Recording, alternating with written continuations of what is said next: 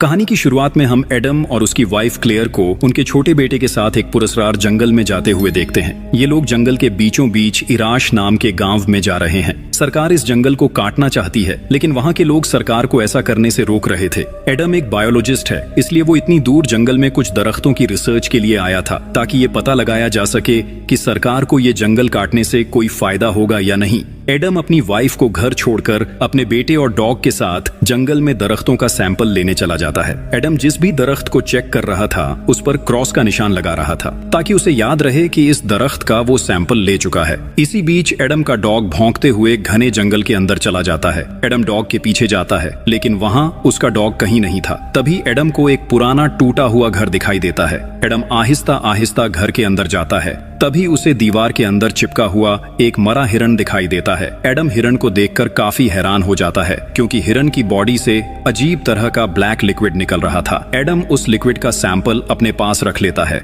इधर एडम की वाइफ अपने घर की साफ सफाई कर रही थी। उसने विंडोज पर लगी हुई लोहे की जालियां भी हटा दी थी। इतने में इराश गांव का एक लोकल आदमी कोलम इनके घर आ जाता है। कोलम के साथ उसका बेटा भी था। कोलम क्लेयर से नाराज होते हुए कहता है, क्या तुम इस जगह के बारे में नहीं जानती? तुम लोगों को तो यहाँ आना ही नहीं चाहिए था। क्या तुम्हें अपने छोटे से बच्चे पर भी तरस नहीं आया?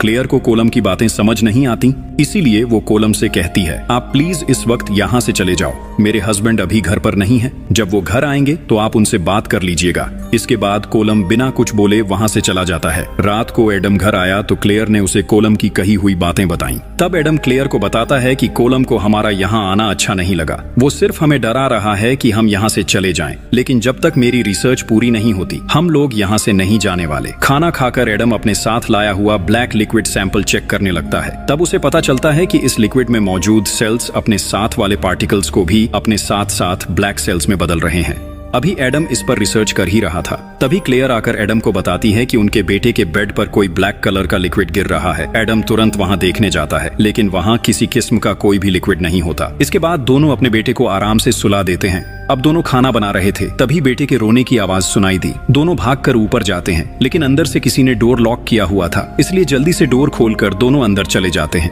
रूम में उनका बेटा रो रहा था, साथ ही विंडो का शीशा भी टूटा हुआ था। एडम को गांव के लोगों पर शक था, इसलिए एडम पुलिस को कॉल कर देता है। एडम पुलिस को बताता है कि कोलम हमें निकालना चाहता है। कोलम ने आज सुबह क्लेयर से कई बातें की थी, इसीलिए इनका पूरा शक कोलम पर ही है। पुलिस ऑफिसर एडम और उसकी वाइफ को समझाने की कोशिश करता है कि देखो, ऐसा कुछ भी नहीं है। असल में आज से कुछ साल पहले कोलम की बेटी जंगल में गई थी, लेकिन काफी ढूंढने के बाद भी वो नहीं मिली। इस जंगल के बारे में ये बात बताई जाती है कि इस जंगल में